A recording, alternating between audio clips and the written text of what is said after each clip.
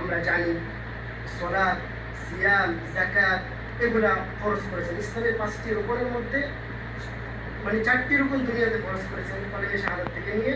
আর সালাতের মধ্যে একটি রুকন আল্লাহ রাব্বুল আলামিন তাৎপর্য দেওয়ার জন্য, এর গুরুত্ব দেওয়ার জন্য, কারণ আল্লাহ রাব্বুল আলামিন তো আমাদের শ্রেষ্ঠতম ইবাদত হচ্ছে সালাত। এজন্য আল্লাহ রাসূল সাল্লাল্লাহু আলাইহি ওয়াসাল্লাম কোথায় নিয়েছেন? মেরাজের মাধ্যমে 1-2 করে সপ্তম আসমানে নিয়ে সালাত উপহার দিয়েছেন। মূলত মেরাজের মাধ্যমে আল্লাহ রাসূল সাল্লাল্লাহু আলাইহি ওয়াসাল্লামকে 4টি জিনিস উপহার দিয়েছেন। প্রথম দিয়েছেন সালাত, যখন আগে 50 ওয়াক্ত ছিল আমরা অনেকেই জানি প্রসিদ্ধ, পরবর্তীতে 5 ওয়াক্ত ফরজ হলো।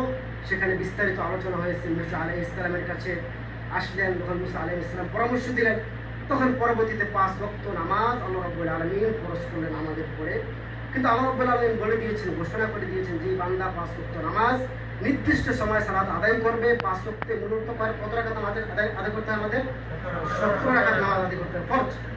এটা আদায় করলে আল্লাহ রাব্বুল আলামিন আমাদেরকে ওই যে 50 ওয়াক্তের সওয়াব এই 5 ওয়াক্তের মাধ্যমে আল্লাহ রাব্বুল আলামিন দিতে হবে। সুবহানাল্লাহ।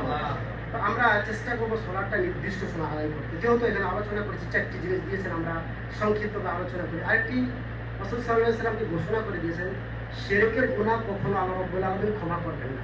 কারণ শিরক হচ্ছে সবচেয়ে বড় জুলুম।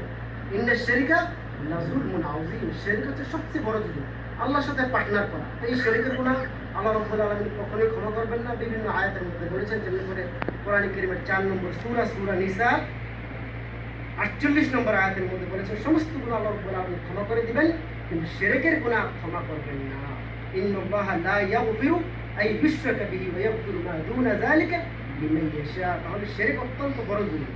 যত ইবাদত করতে হবে আল্লাহর জন্য করতে হবে। শিরক আল্লাহর সাথে কখনোই ক্ষমা করা যাবে না। যে কোনো গুনাহ আল্লাহ রাব্বুল আলামিন ক্ষমা করে দিতে পারে, কিন্তু শিরকের গুনাহ ক্ষমা করে দিতে পারে না। আরেকটা আল্লাহ রাব্বুল আলামিন ঘোষণা করে দিয়েছেন, বান্দা যখন ছোট আমল করবে, ইবাদত করবে, একটির বদলে 10টি দিবে, 10 গুণ করে দিবে। বেশি অনেক বেশি হতে পারে, কিন্তু নিম্নে 10 গুণ। আরেকটি ঘোষণা করে দিয়েছেন আল্লাহ রাব্বুল আলামিন, বান্দা যদি পাপ করে ওটার সাথে যদি পাপ করে একটির বদলে একটি লেখা হবে। তাহলে পাপের বদলে একটি লোকে একটি, আর গুনাহ যদি আমরা সওয়াবের কাজ করি, নেকের কাজ করি, তাহলে একটি করলে 10 গুণ। সুবহানাল্লাহ।